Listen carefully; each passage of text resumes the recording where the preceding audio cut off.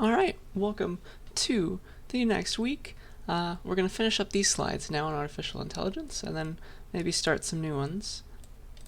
I'll try to give you some extra time to do your essay, so we might end slightly early. We'll find out. I guess where we were is we talked about computers getting faster, or at least right now they're getting faster. Then we talked about some artificial intelligence stuff. And we ended on chess, which was like a very popular example. And then a more recent one is having a computer play Go and be like a grandmaster of Go. And so now let's continue with where we were. Self-driving cars is another topic for artificial intelligence. So computers are thinking, they're trying to figure out what's up ahead. Like, hey, that's a pedestrian. No, you can't actually see that. They're doing a bunch of calculations. They're taking images, still in images very quickly, trying to discover what's going on. So here's like, it finds a person, it finds road signs, finds many of them. It finds other vehicles, which are very important because you need to avoid them. And it's also finding the road, and it's apparently in this picture it's colored the road in a special way where it's kind of like blocking off. This is the side I can't drive on, and this is the side I can drive on. Okay, so it's doing all of those things, and it's doing it through some artificial intelligence method, probably some fancy machine learning. So essentially, what a self-driving car is trying to do, obviously there aren't any perfect ones out in the world yet, but this is what we're trying to train cars to do. It's really just blink detection all over again. Instead of faces, now it's cars, now it's signs. It really is very similar, just a more important problem, I guess. So you're taking all these pictures very quickly with like a scanning radar, things like that. And you're trying to figure out where all the other cars are, where the pedestrians are, where the lights are. I guess the lights are too far in the background here for the computer to find them, but eventually they'll notice it and draw a box around it. And then, after it's drawn all these boxes and figured out, like, hey, this is the valid state of the world for me, it needs to go and figure out what to do based on this information. So not only it's like drawing boxes, hey, somebody blinked, it's moving the car. So it has to control the steering wheel, control the brakes and the accelerator to maneuver this world that it just noticed. Okay, it's got to stay in the green lines, but it can't hit the pedestrian, of course. It's got to follow all the signs, things like that. So fancy stuff that's going on, and hopefully one day we'll all have self-driving cars and we can just play on our phones while we're driving somewhere. And one thing that has been argued that I just want to get you aware of, if you haven't heard it before, is to ask the question, well, in the future, when every car is self-driving, do you think it'll make sense to own a car? It'll just cost a lot of money, right, for insurance. And what's the point for owning a car? Like, maybe they're very expensive as well at that point. Or maybe the insurance is less because you're not driving it. But the idea is maybe there's going to be like an app that you can just order a car to come and take you somewhere. Like driverless Uber for everyone. And eventually maybe it'll make not a lot of sense to actually own a car. Maybe it'll be cheaper to just, well, I can tell one to come and get me and drive me to where I want to go whenever I need it. Okay, so that's self-driving cars, a really cool application of machine learning, artificial intelligence, and hopefully one day we get it all working out. The next thing is, I should probably close this. We talked about this a little bit in a previous lecture, but I just want to highlight this again. People are saying mean things on social media, on Twitter, on Facebook, you name it. People are arguing with each other, or just like people are arguing against a very famous person that they don't know, saying mean things. it's hard. It's hard to go and find that. Nobody can read every single tweet, right? So no human has the time to filter everything. There's probably millions of tweets a second, and several of them are probably automated. So the solution is to like flag hate speech on social media. You can use natural language processing to analyze the words there. And we'll talk about this a little bit more in the future. Natural language processing is just taking text. At least one facet of it is taking text and discovering like what the person was thinking when they wrote that text. It's called sentiment analysis. It's kind of discovering the tone of a piece of writing.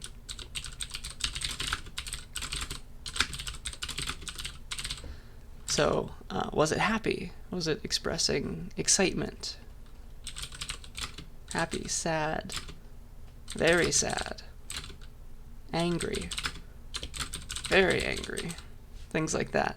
And you can use this sentiment analysis to discover, well, oh, this person's having a good day, most likely. This person's having a really bad day, most likely. This person is angry, things like that. Or maybe that's afraid, I'm not sure. But it's analyzing words to discover what someone was thinking. And so that can be used to flag hate speech on social media and hopefully take things down before they ever get seen. This is also something that happens on Wikipedia, for example. Okay, that is social media. Natural language processing is a very cool topic, and I think I'll talk about it later in the future. Probably not this lecture, though. Okay. This brings us to, so we've been talking about artificial intelligence, like computers getting smart, getting fast. Will there ever be a time where computers get so smart that we can't tell that they're a computer anymore? And that is what is called the Turing test. So if you haven't heard of this, I'm excited to teach you about it. If you have heard of it, we can just geek out together then. So here's the idea. It's like a game. The Turing test is a game. So you've got a set of people here. So you've got you are the person who is like, you're put into a room, okay? You're closed off. And they give you like a computer. So a researcher takes you into a room and they give you like a computer with Discord open or something that you can type on, okay? Just something that you can type chat words into. And then in two other rooms, or maybe the same room, it doesn't really matter, you have a computer and you have a human, okay? And you're talking to both the computer and the human in this little chat room, okay? So there's one human, and then there's also a computer in that same chat room that's pretending to be a human, okay? So this is the game. This is how we figure out if computers got too smart, I guess. And then you ask the computer or the human some questions. Maybe you ask them the same question, who knows? And they reply to you with their answers. And it's all text-based, remember?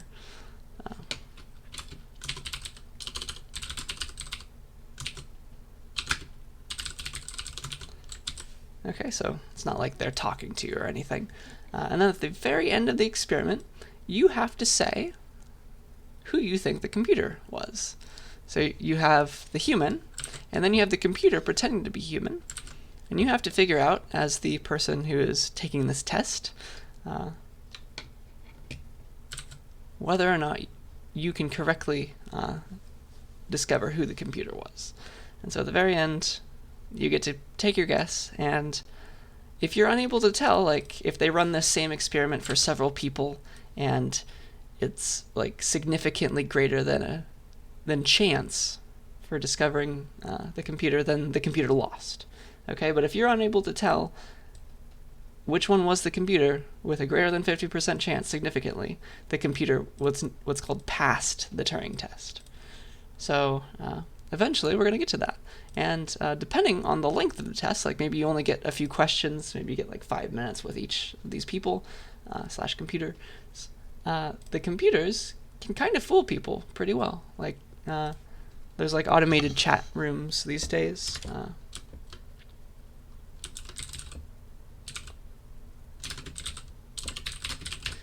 like if you know about Discord, there's a bunch of chat bots that are more or less human. Like also you have like on company websites, there's like somebody who's greeting you and trying to chat with you.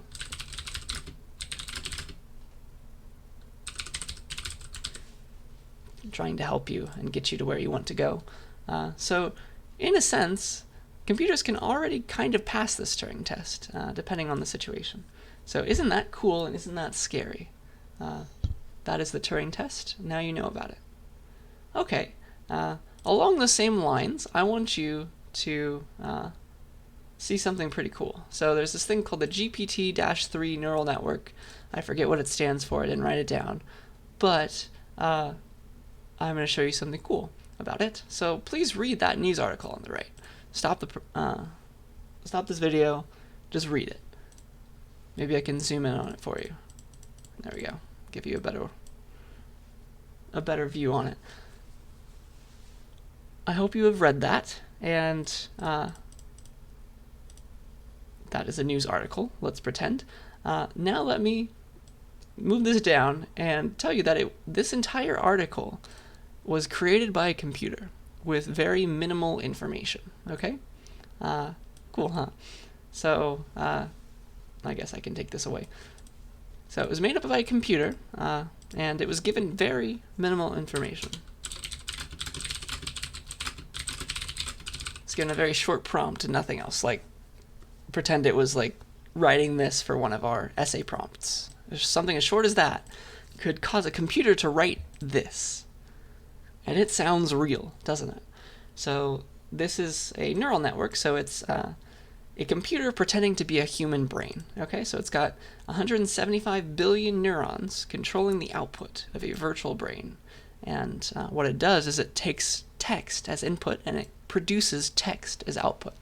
So you give it some text and it does, like, it thinks in a sense, and it does what you ask it to do. It can parse your input.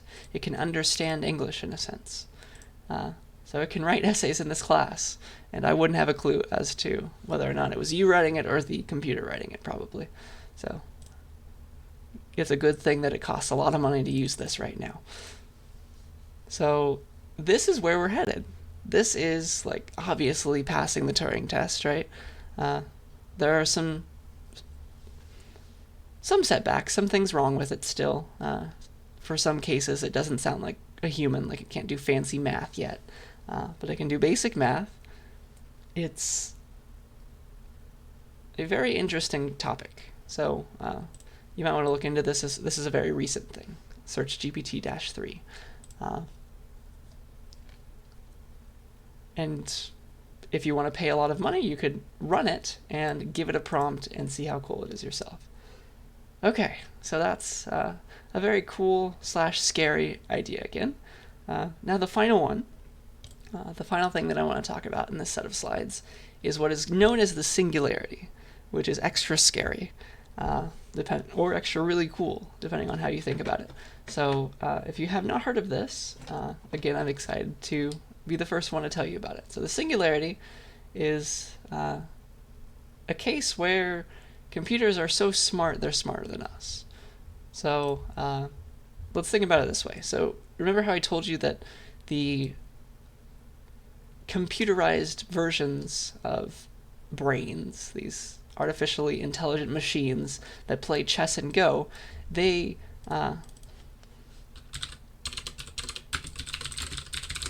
can train themselves against themselves. So they can just play themselves until they get good, because they know how the rules of the game works, and they know when somebody wins. And each time they're going to discover something like, oh, okay, I shouldn't have done that. Let me do this other thing next time. Eventually they're going to get better and better playing themselves. So just without any extra human input.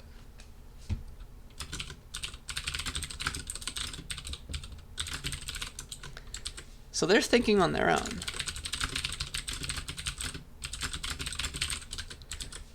And that's really cool for this, I guess, somewhat simple idea of just a game with a bunch of different states.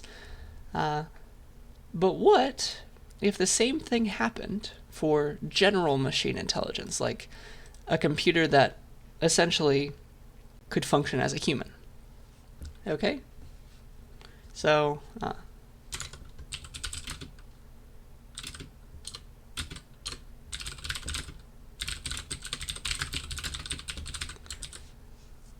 so along those lines, now let's imagine, we're exercising our imagination right now. So then imagine that we can make one computer, just the first computer, that has more general intelligence than a human. So all we need to do is make one, the first computer. That's key. And then we have this runaway problem, or really cool thing, depending on how you think about it. Depending on whether or not the computer is nice to us. So that first computer that has more general intelligence than a human, we can clone, we can copy that, right? And we can have a bunch of very, very smart computers.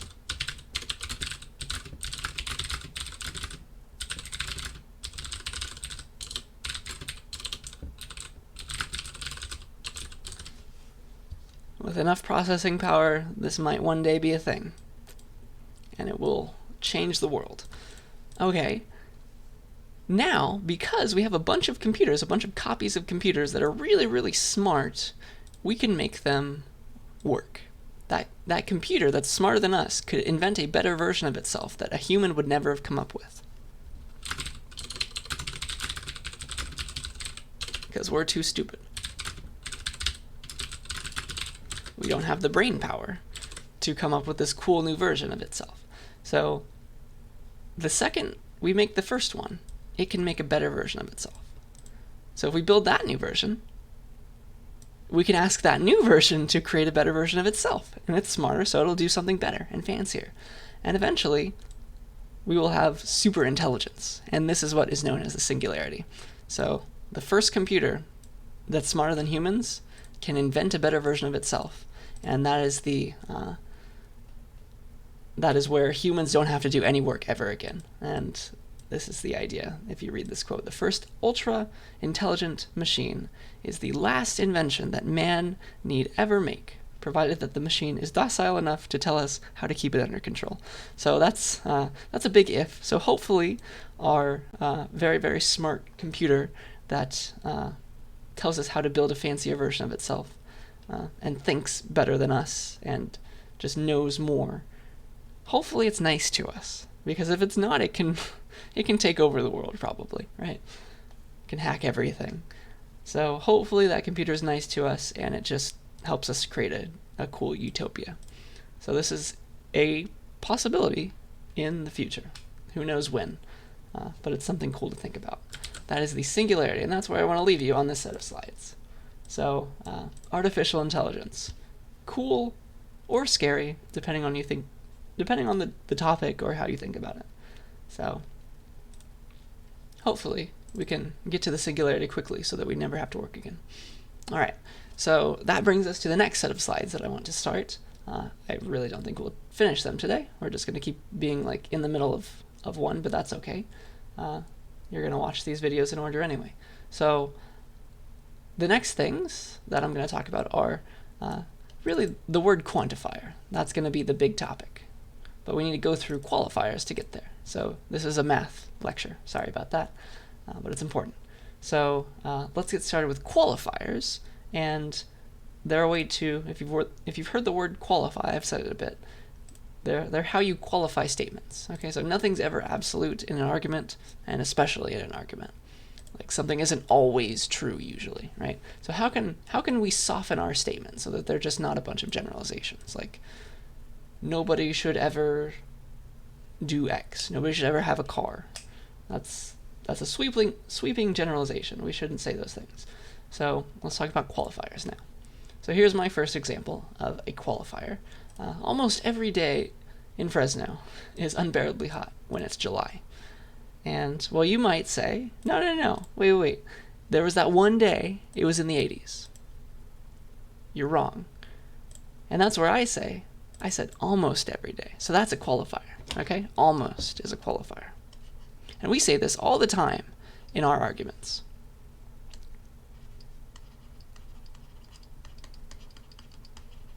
Okay? So that's the first example. So here are some qualifiers that you may have used, you may have seen. So you can say, there are none of something. There exists something where a case is true. There are almost none of these things. There are some of these things. Generally, this is the case. Almost always, this is the case. Almost all of these things have this property. And then all things have this property. Ooh, fancy. Okay. That's qualification and qualifiers. And this is school, so let's talk about academia and like higher education. You have to be very precise with your language when you're writing like a journal article for science. You're publishing some new thing in academia. That is very, very important. And so maybe you should pause the video and think of some examples where this can make or break your case, right? So, and I think the first, most obvious example to me is any statistical trial.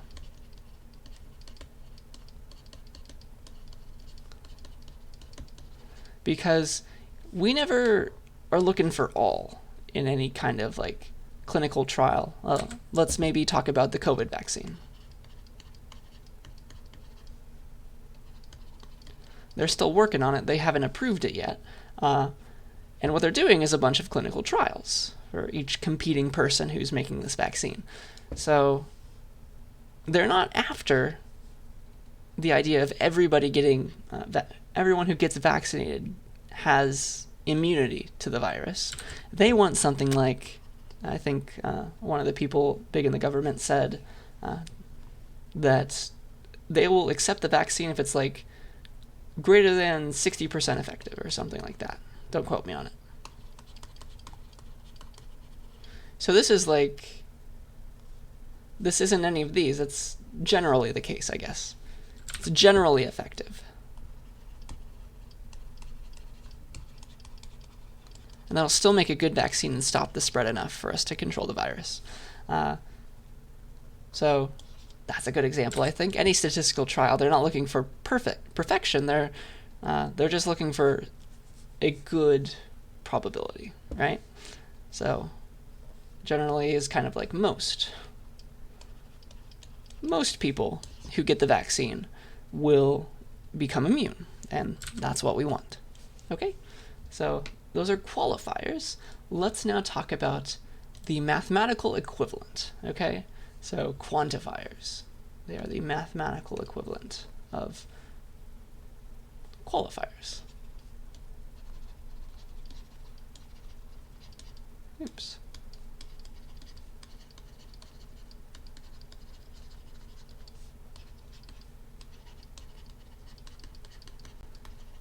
And they're really helpful for making your mathematical statements perfectly precise. So we're going to answer the question, how in the world do I translate qualified sentences into math so that I can prove them?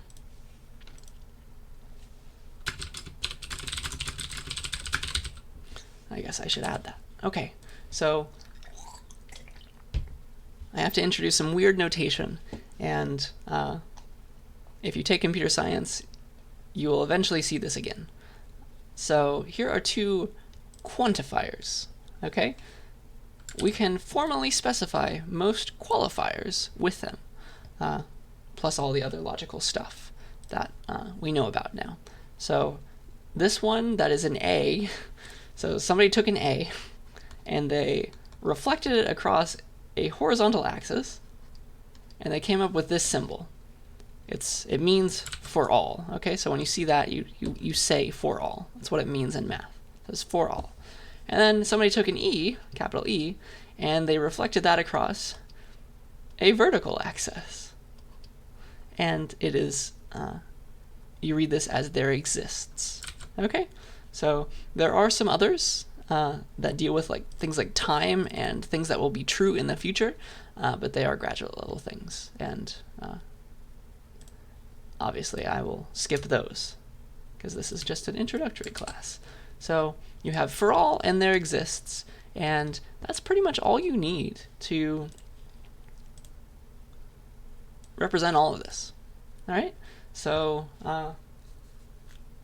Okay, let's have our first example. I'm going to have to use some math, and I'm sorry about it, but this is important. So here's my list. Let's pretend we have Python now. We're coming full circle. Now in the non-programming lectures, we have programming. All right, so here's my list L. In like memory, it looks like this. It's a list. It's got 5 things. It's got 8, 27, 42, 79, 101, and so its length is 5, right? So we have len L, that's equal to 5. All right, so we got 5 things at indices 0, 1, 2, 3, and 4, if you remember that lecture. So take a second and try and specify in math, or in English, sorry, in English, what it means for this list to be sorted. How would you describe to somebody who's like, well, I've never heard this word sorted before. What does it really mean? Okay? So pretend somebody has never heard the word sorted.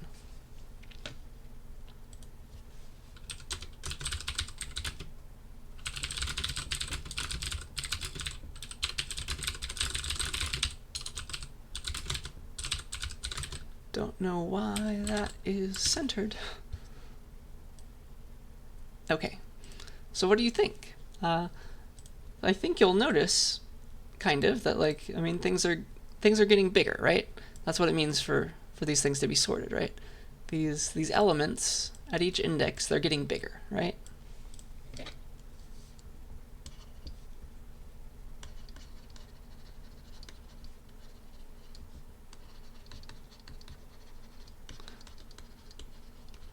That's what it means to be sorted, right? So the second it's not sorted is when, like, if this was 7 instead of 27, then it goes down instead of always getting bigger, okay?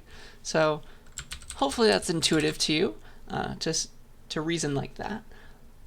But this is what it means for something to be sorted. So now I need to show you how to translate this property, this idea of sortedness in English, to math, because that's the last big jump we need to make here. Oops, I have no idea what I did there. So in math, this is what it looks like. Let me just move that way down there. Oh no. So let me go through this slowly. So this is saying, we read it like this: for all I, the list at index I is less than or equal to the list at index I plus 1. Okay? And so we could use more math here, but this is the idea. This is how you would read this. So this is the property of sortedness explained exactly. So for every I, and it's implicit, like it's an I that makes sense. That makes sense for L. L at index I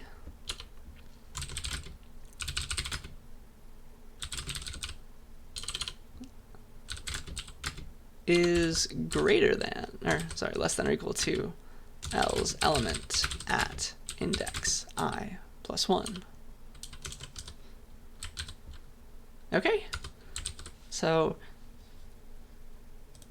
that is a lot, I know, but let's try and make sense of it. It's just saying, for every I, that's how we read it. This is math now. For every I, pick an I, it's always the case that L of I is less than L of I plus 1. Okay? And that is sortedness, because like, let's pretend that I is 0. Well, this is L of I then. If I is 0, and this is L of I plus 1, it's the one next to it. Is it the case that this one is less than or equal to this one? Yes. That makes sense. And then you kind of shift these. All right? You go like, you pretend that, okay, now I is 1. Is this true still? Is 27 less than or equal to 42? And yes, the answer is still true. And hopefully it makes sense to you that now, if you have all of these, like you shift this all over the place, shift these everywhere, boop, boop, boop, and boop, finally, once you get to the end, you know that this is all sorted, because you've kind of, like, each time you move it, you keep one of the previous ones. like this one was at the beginning, now it's at the end or something. Suddenly, you have shown that this entire list is sorted. Okay? So the jump that I'm going to have you make in this lecture is to translate these English sentences to math. And eventually we're going to get to programming as well. Okay? Okay, let's try one more now, a bit fancier of a topic. We're going to try and take this English phrase and turn it into math. A non-empty list of numbers always has a minimum. So, let's pretend we have a non-empty list of numbers. It should be the case, it should make sense, at least intuitively, that, well, one of those numbers is a minimum of that entire list, right? Let's pretend there's 4 things, like, all right, 4, -2, 87, and then like 65. So obviously the -2 is the minimum in this list. And what does it mean for it to be the minimum? Think about that for a second. Okay, so we want to describe this in math, so we have to introduce a variable for an arbitrary list of numbers. In fact, we needed to do that for this one back here, so secretly I added the for all L as well, because we have to quantify over the lists, we say. So not just for every I, but also for every L. This should work. This idea should work for every list L, okay? For every L, for all I, L of I is less than or equal to L of I plus 1, and that means the list is sorted. Okay, so secretly we need that one too. So we're going to do that here. So we need to start with for all L. So we got to quantify over every possible list. For every non-empty list, this is going to be true, right? So we have to just set that up correctly in math. And then, all right, let's translate this to slightly more mathy English. So it's for all lists L, if L isn't empty, then there exists a minimum value in L. Oh man. So you see how I translated has to there exists. There exists a minimum value in L. And if and then, remember that you can translate that into an implication. So you got the if part on the left and then a then part on the right. Okay, so that's how you can translate that from English into math. Okay, so that's pretty much all we need. We just need to figure out what it means in math to be a minimum, because we're trying to tell a computer that doesn't know what a minimum is exactly when there is a minimum, like what it means to be a minimum, so that we can check this stuff. So we need to describe what a minimum is using math. So what are the properties of a minimum that make it a minimum? Okay, so take a look at this list. What does it mean for -2 to be the minimum of that list? And so hopefully, if you have paused the video and you took a good guess, the idea is you take a look at every other index in this list. Take a look at every other element and compare it to the minimum. Compare that to the minimum, compare that one to the minimum, compare that one to the minimum. -2 is a minimum because it's less than or equal to all the other elements. Okay? That is good enough for a computer. That's good enough for math. Okay, that's what it means to be a minimum. It's less than or equal to every other number in the list. There could be multiple values with a minimum, but they're both minimums at that point. Okay, so we need to add some more variables now to talk about the minimums index and also the indices of the other numbers. Okay, so that we can say, okay, yeah, look at the minimums index, and then look at this other index over here, and we'll compare them that way. Okay, so that is all we need to do, and I've translated it back to English down here.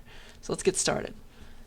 This is gonna be weird, I know, and it's hard to wrap your mind around this the first time you see it, but with enough practice it will make sense, and I'll be saving that practice for next lecture, or next week's lecture, where we continue these slides. Okay, so first of all, we need to quantify over L. We say quantification when we introduce variables that have for alls or there exists next to them. So for all lists L, then we need to continue this. If L isn't empty, so let's use Python. We'll say len of L.